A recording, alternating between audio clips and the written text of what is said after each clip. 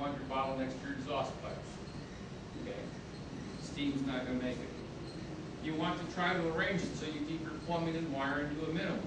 You don't need 10 feet of hose when you can put it somewhere where 2 or 3 feet will do the job. A little common sense. Don't ever put these things inside the car. This is just common sense safety. We've said they are relatively safe. Yes, they are. How many of you are going to put the gas tank in the back seat and drive cross country? Nobody in here is going to do that, nor would you ever recommend it. We also don't recommend doing that with this. Don't put it in the trunk. Don't put it inside the car. The likelihood of something happening is very small. But what if it does? Not too many of you want to blow your trunk up. Or the passenger seat for that matter. You wouldn't put the gas tank there either, so let's not do that. So, safety first.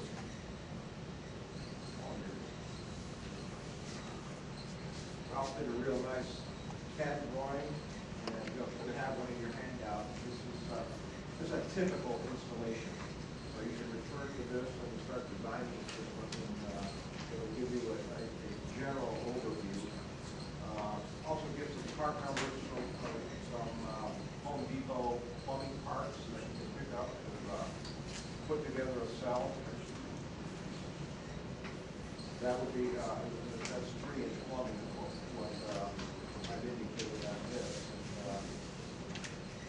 It's a size that's reasonably easy to find a location for. Some people are making, they're using 4-inch PVC or ABS, and which actually is in the Mercedes downstairs, you'll see. And that gets a little bit tougher to find a place to put it. So you want to keep that in mind when you design itself.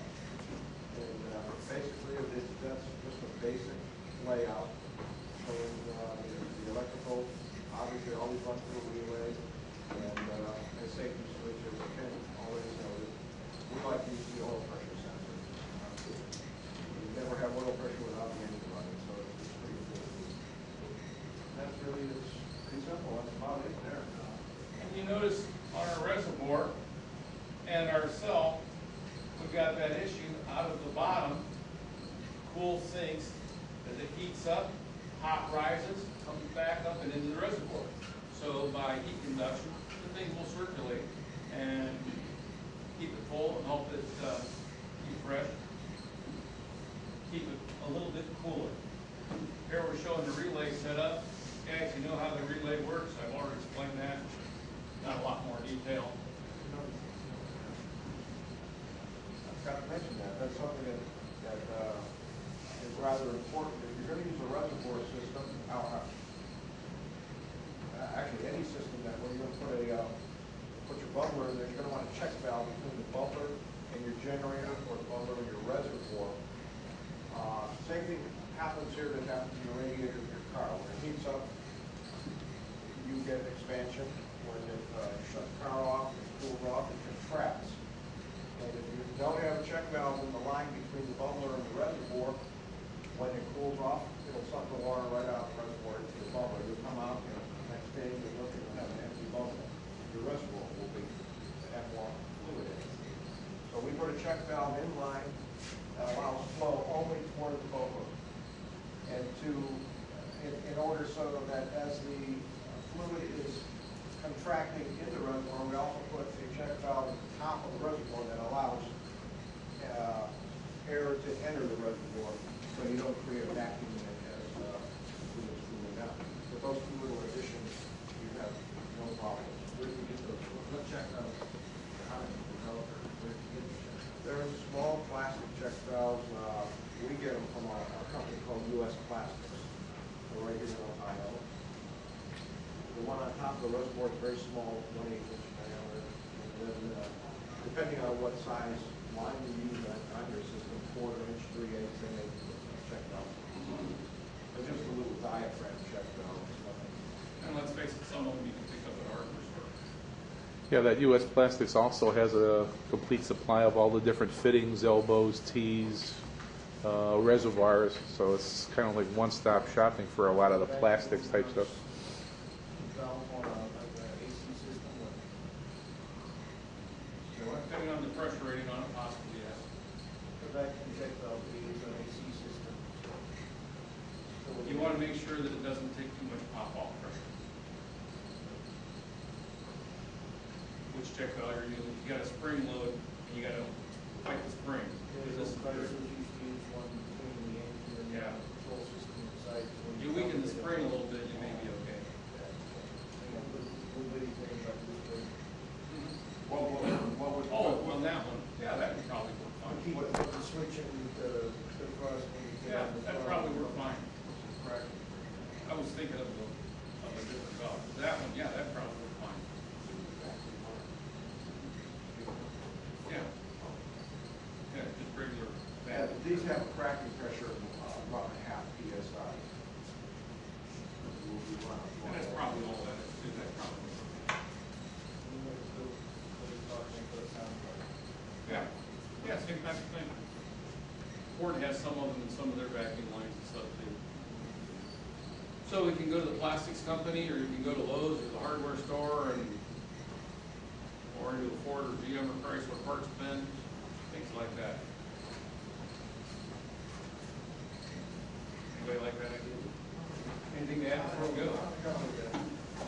Toughest thing to find is the 316-ounce stainless steel if you want to make a place like that. I don't know if you're going to do this for a class experiment. 304 is an okay alloy to use for experimenting. You're going to withdraw a little bit faster than 316. There's a lot of people out there, companies that have been, companies that have been in business building electrodes for industry for years. And a lot of guys are starting to approach those companies, asking them, what can we do? Can we improve our production for our HHO? We're doing water electrolysis. So a lot of them are starting to work in this field, helping out the guys.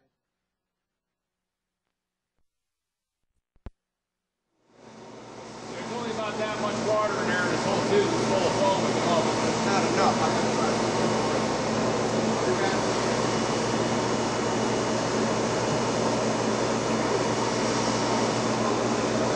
Over in that cell is generator hydroxy gas coming through his bubbler, and he's got his flow meters here. The one is measuring lesser amounts, the other one is for a much greater output. So as he gets this one fairly well maxed out, he switches over to the next one. And about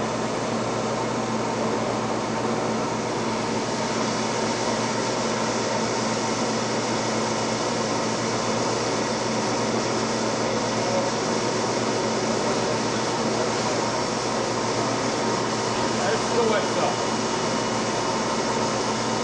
And you can grab a little more water, but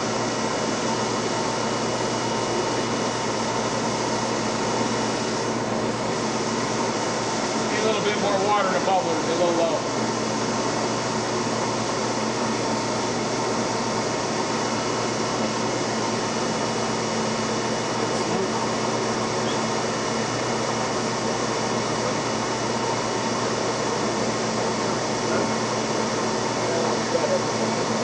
It's actually just a series of real tiny bubbles. There's an air stone in there that is going through, so there's this resilient gas bubble in there.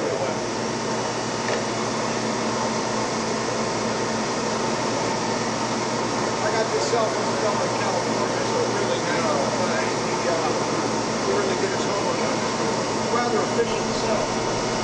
He brought one from us at the conference in Abbey and messed with it. And when I saw it, I flipped out. I started really complimenting this guy over and over and over. He like I said, hand size got a little bit large. He was happy to hear somebody really liked it. He said, when I get back, I'll send you. So we sent me this. He has these on his $300 he charged for these things. He said, here, I'll send you one to test it, play with it. Let me know when you come home.